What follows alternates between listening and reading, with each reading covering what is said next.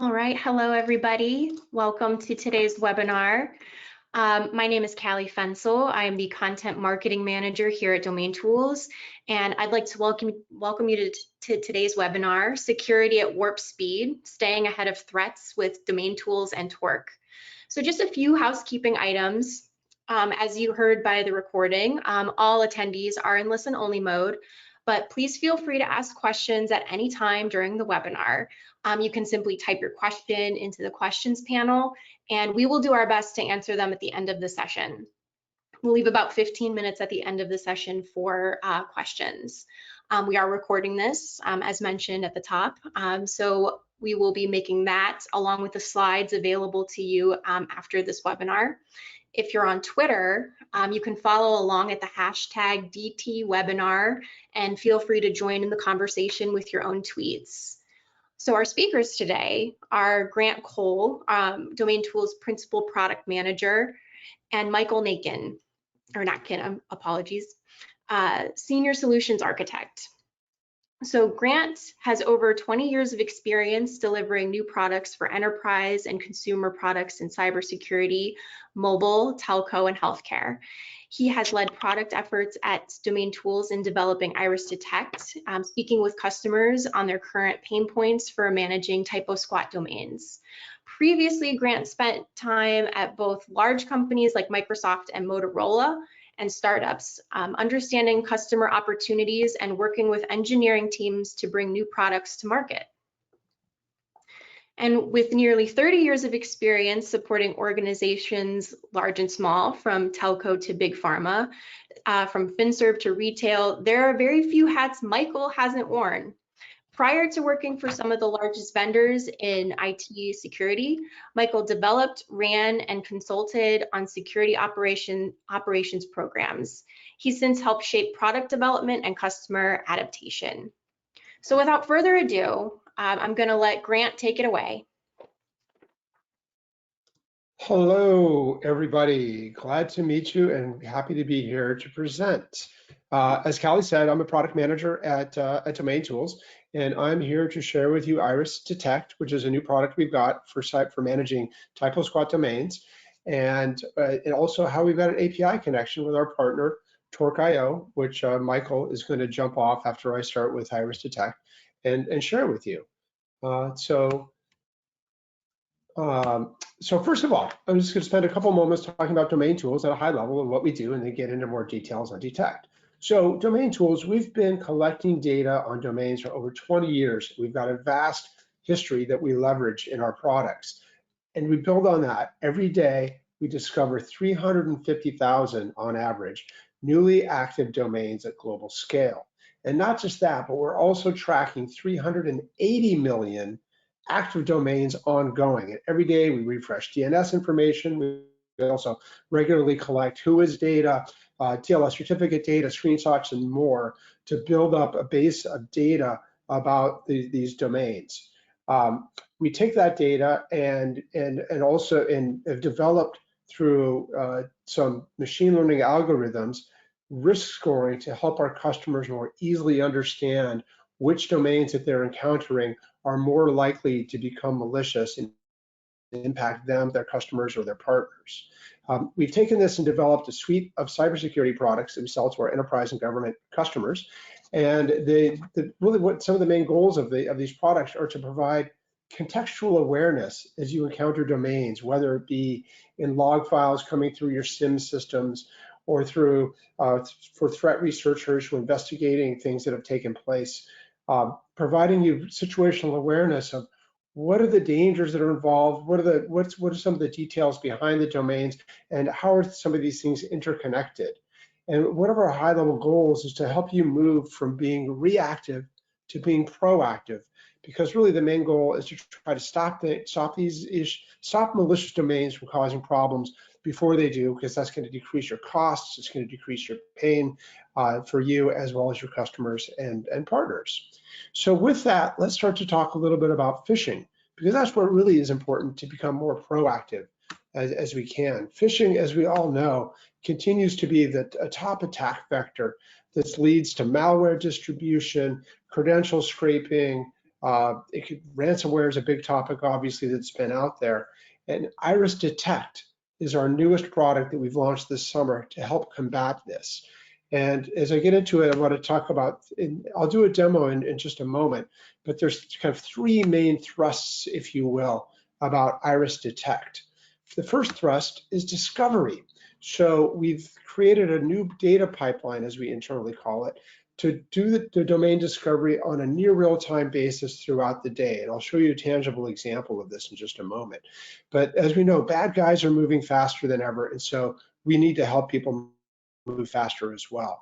So on top of this real-time discovery pipeline, we've got Iris Detect. And so within Iris Detect, you create monitors to monitor the brands or domains that you want to track over time that people may be spoofing to get you or your customers or partners. And then once you start see newly discovered domains, obviously some right up front will be malicious. You can take action. Those are kind of the easy ones because I know what I need to do. Or maybe some are false positives, and I can quickly dismiss those, and I don't have to worry about those anymore. But there's always a tranche of domains that are in the middle that I don't know yet if this can become malicious and I need to take action or what. And so now I kind of have a new job, which is I need to watch these domains and see what happens over time. And that's where Iris Detect comes in and lets you very easily say, which domains do I want to watch? And then please notify me that if there's changes. Do they now go from not having IP addresses in the DNS resolutions to suddenly having IP addresses? Do they not have screenshots? Now they have screenshots. We can alert all of those types of changes to you so you can keep track of these things and make that job a lot easier. Now, once you've discovered that domains have become problems, now it's time to do something about it. And that can either be notifying folks externally, like for instance, Google's Phishing Protection service, where we've got APIs built in, and with it just a couple clicks, you can send off domains that are obviously malicious to Google. And if they agree, they'll put those into their Chrome block list, which get picked up almost instantaneously globally. And Apple and Firefox also pick those up, Apple for Safari, Firefox for their browser. And so with just a couple clicks, you've got potentially global blocking at global scale for endpoints everywhere. You can also do some things to help protect yourself internally to defend your own organization. And we're going to show some of this in the demonstration as Michael picks this up on the Torq.io side to show how we can automate the process of receiving domains through Detect and then leading to scenarios you can do internally within your own organization. So with that, let's now jump into a demonstration of Iris Detect. So here I am in Iris Detect, and I'm on the home page. I see a dashboard, and on the dashboard, I've got monitors I've already set up. These are just sampled monitors for standard, a lot of the standard brands that you probably recognize.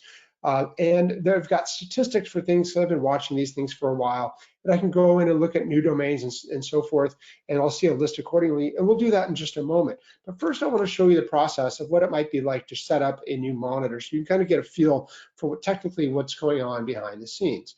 So first of all, in the upper right-hand corner, I'm going to go ahead and enter in a new term. Oops, spelling typo.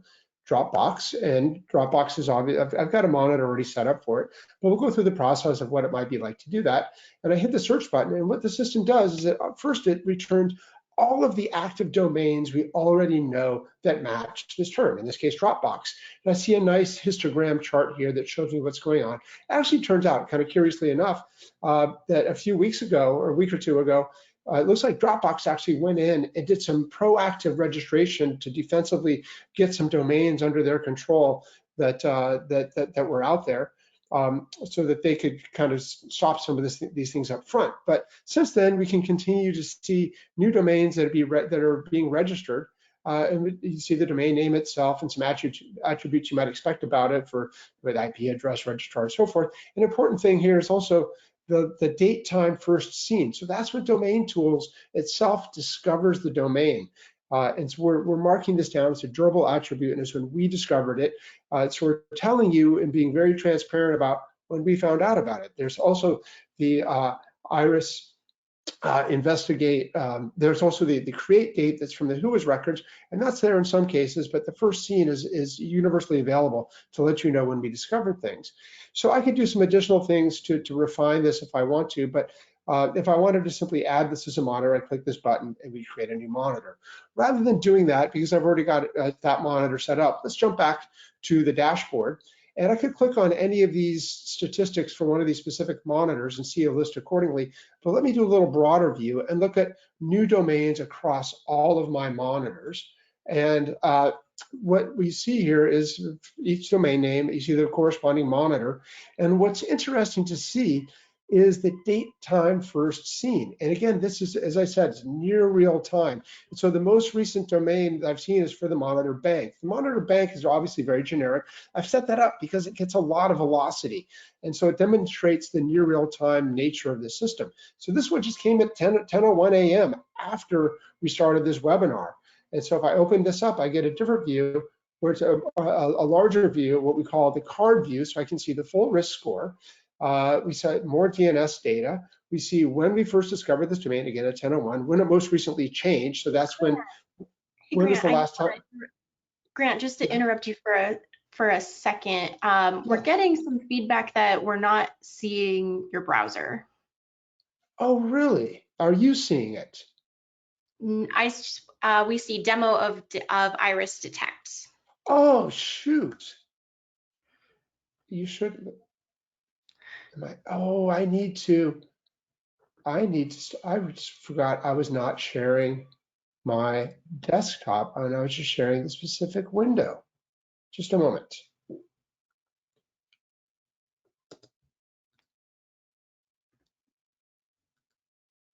There we go. Are we here seeing the dashboard now? I'm seeing it. I hope everybody else is seeing it. Massive apologies. Wow. So as I was saying, I'll just do a quick review of this again. Here's the dashboard. I've got a bunch of monitors already set up, common brands that you probably are familiar with. At the top is this one bank, which is a generic one, and it's great because it's got a lot of velocity. I went through the process of setting up a new monitor by clicking this up here. And I'm not going to do that now in the interest of time. But what I can do now is, given these monitors I've got set up, I could click on any one of these boxes for the statistics and see the list accordingly for that specific set of domains. But I'm going to click on the new domains across all of my monitors. And this again is really helpful because it provides a view into the near real-time aspect. So the most recent domain actually just came in 3 minutes ago. It's 10:11 a.m. So I'm in Seattle Pacific time. So 10:11, so it's 10:14 right now. So this just came in 3 minutes ago, and the one before that 10:01, going back in time, 9:52, 9:51, etc., going back in time. And if I open up one of these boxes, I get a broader view. The previous view we called table view, and that's very convenient for scrolling across, scanning across the list. But if I want to kind of dig in, I can see the card view, and I see the full set of DNS data that we've got. We see the risk score information, which I'll get back to in just a moment, as well as a screenshot to provide, hey, what's actually going on? Is there a web page, and what's going on that web page? The risk scoring, what we do is right off the bat in the near real-time aspect of the system is we take 2 of our risk scores and we do them within, as you can see here, just a couple minutes. So the phishing, which gives you an idea of how likely is this domain to ultimately be convicted of phishing over time, as well as proximity, which is a measurement of, given the infrastructure that's being used by this domain, the DNS, the IP addresses, the name servers, etc. How close is that to other known bad domains that have previously been convicted of it? So in this case, you can see that the initial phishing score is quite high, and the proximity is actually moderate, so or actually on the low side. And so that kind of gives you an idea of what's going on. Now, if I scroll backwards in time, I want to show something I noticed earlier today, actually on the bank monitor. So I'm going to jump to the bank monitor here and just focus in on that. And I noticed something kind of that was interesting this morning, which was around Zion's bank. And there's actually a bank, it's out of Salt Lake City, called Zion's with an S, plural, Zion's Bank. And what I noticed was a flurry, if you will, of newly registered domains around Zion's Bank, but it's being misspelled. So in this case, Zion Bank. And you can see this is registered on, if I open up this, on Pork Bun. And if folks are familiar with the hosting of malicious domains, Torq Bun is not the most upstanding, high quality blue ribbon registrar out there in the world, and that's kind of something that's alarming. So that's interesting. Just if I'm the brand manager for Zion Bank, or if I'm on the team for Zion Bank, I might say, "Ooh, that's kind of a interesting one that I might take a notice of." And obviously the phishing score is quite high. And then scrolling down, there's another one which is also on Torq Bun, and that's actually just welcome to, this is kind of the web server default. And then going down a little further down, zionbank.cloud, again on Torq Bun, and opening up. This is a full spoof of Zion's Bank homepage. So wow, that's really bad. And this just came through this morning at 8:19, and by 8:30, within a few minutes, we'd had the full screenshot and all the enrichment data ready to go. Now, given the set of domains, I can start to take action. This is obviously a bad domain, and I could escalate this. And if I wanted to, I could send this right now to Google's Phishing Protection service. Or I can mark it, and then Google will analyze this, and if they agree, they'll add this again to, as I mentioned before, to their block list, which will get picked up by Chrome browsers globally, and Apple and Firefox also pick these up, that list from Google. Or I can mark this for blocking, and it would get picked up potentially with an API integration, for instance, as with Torq, that we'll demonstrate here in a few moments. And this would help protect your own services internally. So what I can do, but scrolling back up, I might go to one of these domains, for instance, this one that's on Torq Bun. And if I was concerned about reporting these to Google, I might look at this and say, well, I can't tell if this is going to become malicious and have the full screen that, like we saw with the earlier one, that's a full spoof of my website.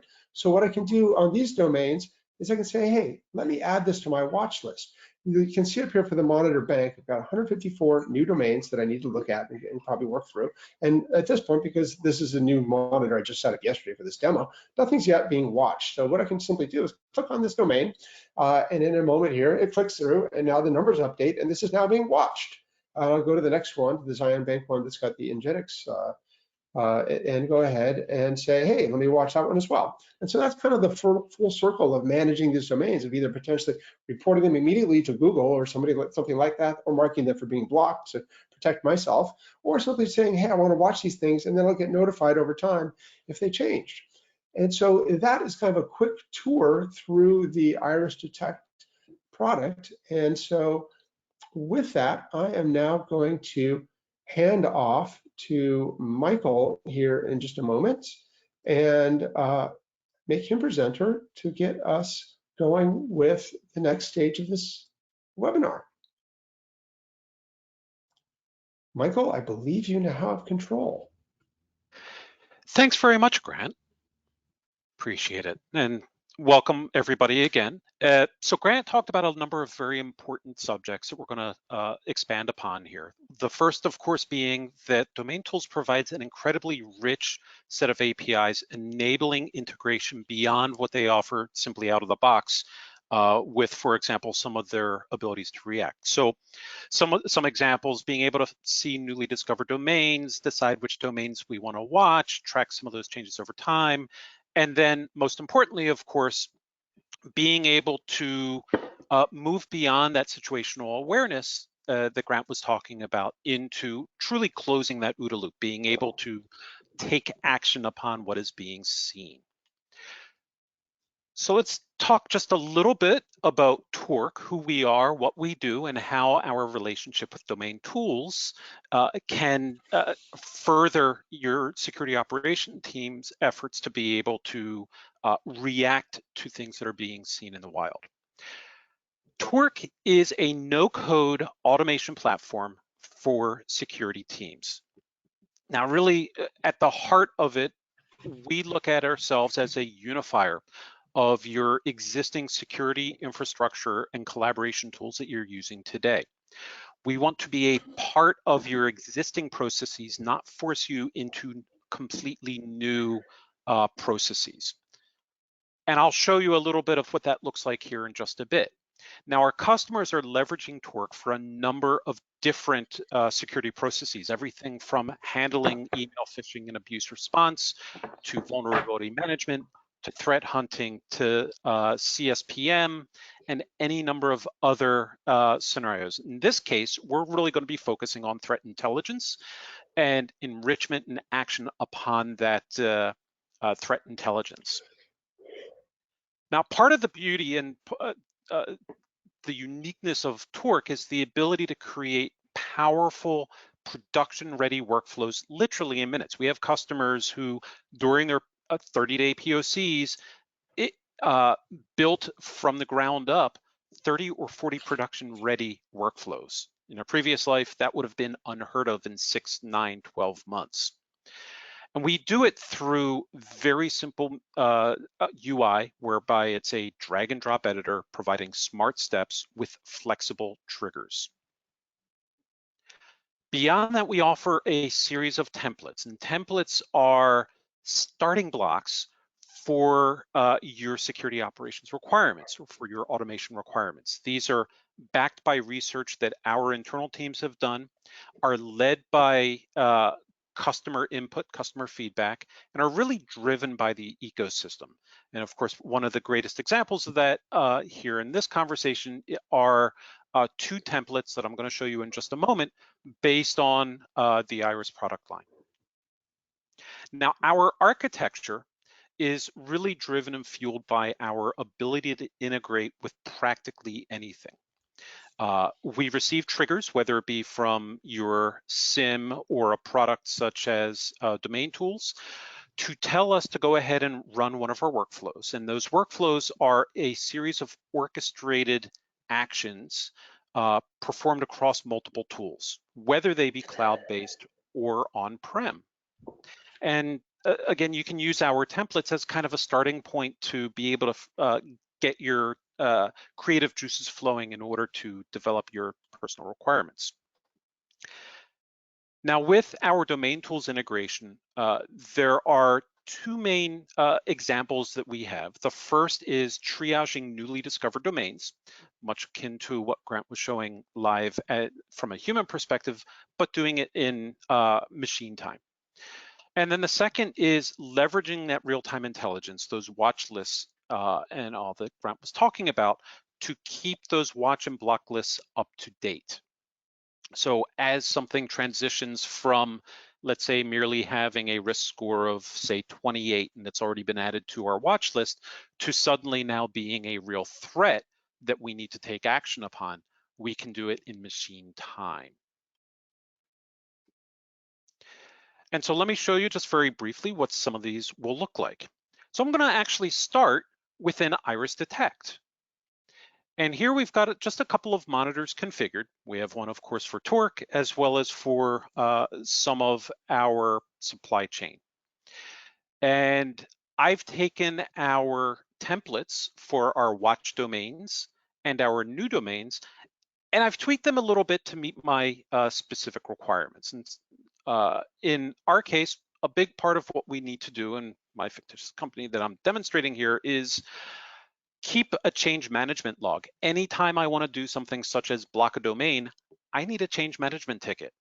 And also in this particular case, if the domain is defined as high risk, and I'm defining high risk as having a risk score coming from DomainTools greater than 80, I also want to go ahead and send out an alert to my on-call engineer so that he or she is aware of what's going on.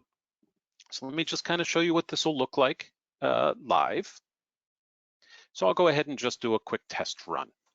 So we're going in, we're pulling in that list of watch domains from DomainTools, and we're going to go ahead and process it. The first thing we're doing is we're going to just look to see whether or not there were any change dates set here, and then make decisions based on that. So if it was recently changed, we want to actually inspect it further. If it was not recently changed, we're just going to leave it be, which is why we see so many things running through here and not moving on beyond the recently changed. Now, in the meantime, while that's running, I'll go ahead and kick off the newly discovered domains as well. And again, this is reaching out, pulling back newly discovered domains based on the monitors that we have set, and it's going ahead and enriching those domains with Iris Enrich, and then making further decisions accordingly. And I just heard my phone go off, meaning that there was an alert that came in telling me that there was indeed a high risk event. And if I go ahead and look at my phone here, I can see I've gotten some push notifications, and it's directing me over to my JIRA so I can take a look at exactly what's going on. So let's see, CM533. Let's take a look at that one real quick. So I know that this was a DomainTools block. Torq has also already gone ahead and told me that it's gone ahead and paged me. Great, thanks. And also gone ahead and pulled back some details that were available via our enrichment. But let me go ahead and take this a half step further, where let's say I had a notification come in, and I can see here that I also had notifications come into Slack, so CM533. There were a few others that came in as well, as you can see here. So, but let's say I want to go ahead and see manually, have an analyst look at it and go, well, let me go ahead and ask Torq to go ahead and do a fresh web scrape of that URL. This might be one of the things that we would want to do as part of our further investigation into it. So Torq went ahead and asked me, do I want my results in PDF or JPEG format? I went ahead and selected JPEG. It's going to go ahead and try and run. In some cases, there is no screenshot available, and that's okay.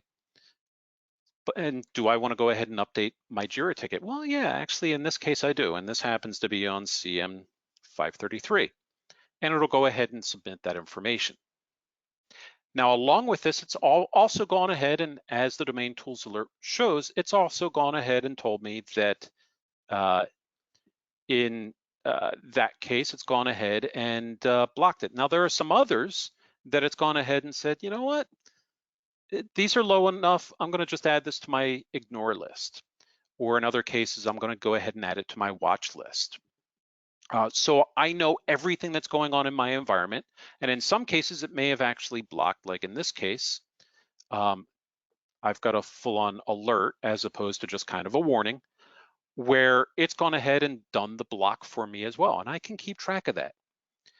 Now, part of the beauty of the Torq ecosystem is I'm not confined to a predefined list of integrations that are driven only by us. You have the ability to inject your own integrations as well. If you have a means of talking to a technology, whether it be via API or some other programmatic means, we can easily integrate with them. So in this case, these particular workflows can be configured to run on a schedule, which is what they're designed to do by default. So I can have it run every 5 minutes, every 10 minutes, every hour, every day, every week, every month, whatever the case may be, in order to keep me up to date. In other cases, such as an alert coming from your SIM, that alert can be shot directly over to us in order to take action. And the level of automation that you choose is really at your own disposal. So you can choose for something to be automated from end to end, or you may choose to automate up to a point based on your SOPs and say, I want a human being to make a decision accordingly beyond that point.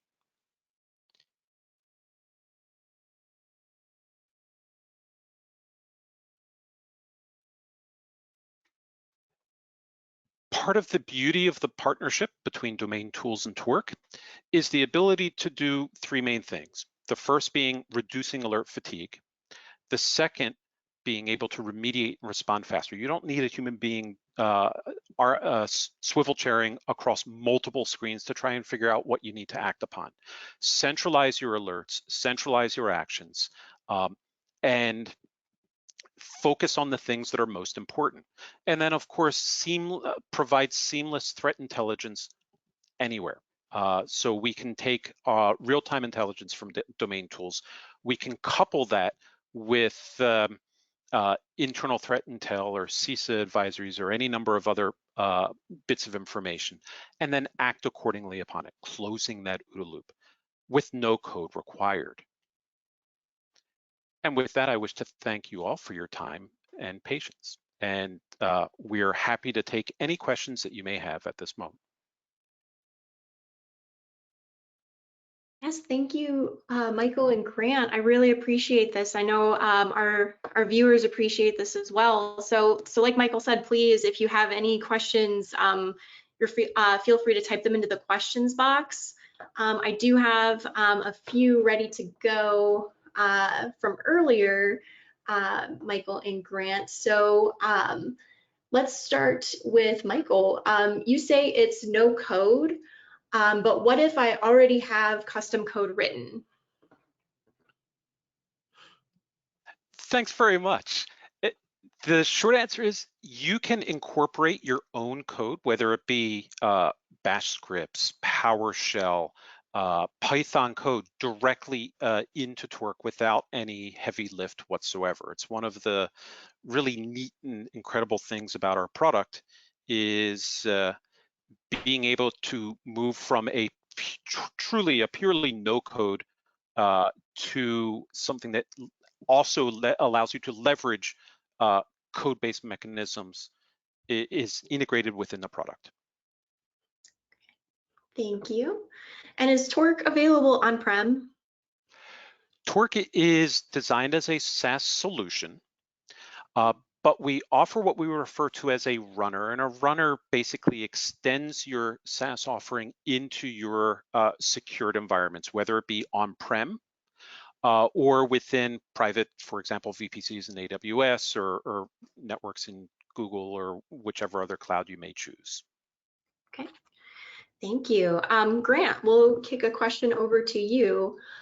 Is there a limit on the number of monitors that can be supported by Detect? Oh, Grant, I think you're on mute. Oh no, there we go. Now you should be able to. Yeah, no, yes. There is not really a practical limit on the number of monitors you can have. In fact, we've got some customers that have talked about having hundreds of monitors. In fact, we've got a couple customers that have that kind of scale. So the system is highly scalable. It is tracking domains globally every day, near real time, and the monitors provide you almost a limitless ability to track whatever it is that you need to track. Perfect, excellent. Can you explain a bit more about how risk scoring is done?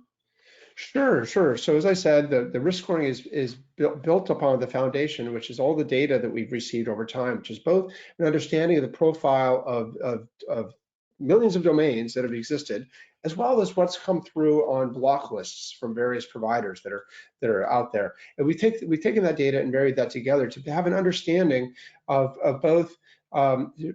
First of all, to predict how likely is it a domain, given the pattern of what we're seeing about how it's registered and what infrastructure it's using, how likely is it that it will become ultimately convicted for a couple categories? First of all, phishing. Second of all, malware. Or third, spam. And those are kind of the three what we call predictive algorithms that are part of the risk score. And then the fourth one is proximity, which is given the infrastructure that a domain is using, how close or how many other bad previously known convicted domains also use that infrastructure. And that helps drives the proximity. So basically, does this mean the domain lives kind of in a bad neighborhood that's shared by a lot of other badness? So taken all together, that's the risk scoring. And the highest of all those four risk score components becomes the ultimate risk score for the domain. Great. Okay, you mentioned custom integrations. How does that work? Let's say I want to integrate with Splunk or some other third party and there's no integration. Can you walk me through how a user would hook into that? Sure. And so is that probably for me, I would assume? I believe so. I'll start off, Michael, if you have anything to say. But so there's a couple things. So first of all, as Michael kind of touched on, we have some standard, we have baseline APIs that let anybody invoke most of the things that you saw in the UX when I demonstrated the UX. So let me see all my new domains, let me triage those domains and say, hey, which ones do I want to watch? Maybe which ones do I want to submit to Google, etc. And then let me track changes for domains over time. So those APIs exist, and anybody can use them. In fact, those are the APIs that Michael has taken and integrated into the Torq. We've also got integrations with other folks, and those are based off those same APIs. And so there's a couple other situations we can help you out if you've got questions about what some of those other integrations are. We can talk about that. But we also just have APIs that are generally available for anybody. If you want to do your own custom thing, or you've got a different product that we haven't talked about yet today. Great, thank you. How about? And just to expand a little bit upon that, part of the beauty of leveraging a solution like Torq is the ability to be able to rapidly integrate with any number of third-party technologies to meet your specific needs. So whether it be something along the lines of a Splunk, where whether it be you want to create a new search to look for prior behavior from a specific, let's say IP or domain, or be able to save that information into something like a lookup, you have that capability built in. But let's say there's a scenario where you don't necessarily have that integration out of the box already. If you have a means of talking to it, whether it be via a RESTful API, let's say there's a Swagger document or a Postman collection, you can take that information and directly translate that into the steps required to be able to enact upon that particular vendor or technology. Thank you. This one's also for Grant. What kind of information does Iris Investigate have that is not in Iris Detect? Sure. So Iris Investigate actually does have more data. It also includes information on TLS certificates. It's got some more information on web content that we crawl, and also for some of the DNS and the WHOIS data, it's got a little more complete set of information. So, for instance, for the WHOIS record, we show both the complete raw WHOIS record if you're interested in that, and we've also got historic WHOIS records for domains going back for as long as we've been tracking them. In some cases, for years and almost 2 decades. So there is a much more deeper set of information. Also, a big difference between Detect and Iris Investigate is not only is there more data in Iris Investigate, but there's also the ability to pivot across data points. So if, for instance, you're looking at a domain in Detect and you can take that very easily, and I didn't demo this, but it's with just a couple clicks, you can open that up, that one or more domains, you can open them up in Iris Investigate. And from there, you can now pivot on any of the data points to see other domains that share those same attributes. So it's a very powerful tool for investigations. Excellent. Okay, so this might be our last question. Unless other people want to continue to ask questions, please do so in the questions box. But how hard is it to integrate the two products? And this could be for both of you.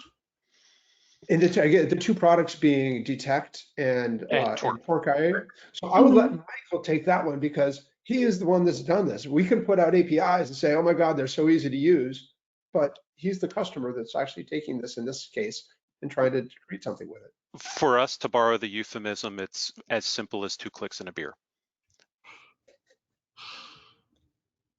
Excellent. Which is good news. So as the product manager that tried to drive some of the API development, I actually asked Michael as we were getting ready for this webinar yesterday, it's like, how easy, hard, difficult was it to develop what you've done? And he gave that answer, and it was like, wow, that's nice to hear. It's ideal. All right, well, I think that might be all of the questions we have. If attendees, if you're thinking of questions later that you missed out on asking during the live webinar, please feel free to email us. Grant and Michael have provided their email addresses on the screen. Just as a reiteration, we are going to be sharing this recording along with the slides. There also is a brief survey after we close out of this webinar. Please make sure that you fill that out. We like the feedback. It helps us produce relevant, interesting content in the future. So we are going to be ending just a little bit early, so you have time to get yourself together for your next meeting or your next, whatever you've got going on for the rest of the day. We want you to be able to have time to get ready and do that. And again, thank you to Grant and Michael for your time today, and we appreciate all of the attendees who were able to make it as well. And we hope to see you next time. Thank you so much. Thank you all. Bye.